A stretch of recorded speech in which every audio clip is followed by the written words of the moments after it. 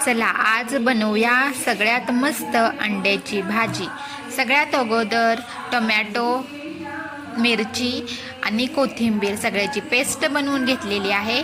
नंतर आपण अंड्याचे छोटे छोटे काप केलेले आहेत। नंतर आपण कांदा चिरून घेतलेला आहे, त्यात अद्रकची पेस्ट टाकलेली आहे।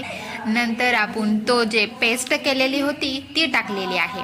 नंतर हळदी, परत गरम मसाला, मिरची पावडर, नमक या सगळ्या गोष्टी एकत्रित मिक्स करून घेतलेल्या आहेत।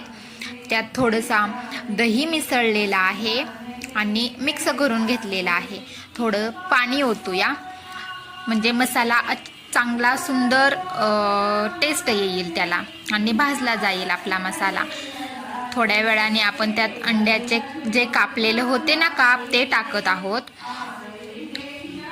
तयार झालेली आहे आपली अंड्याची भाजी। 2-3 मिनिटे आपण त्याला गॅसवर असंच ठेवूया, नंतर आपण सर्व करूया।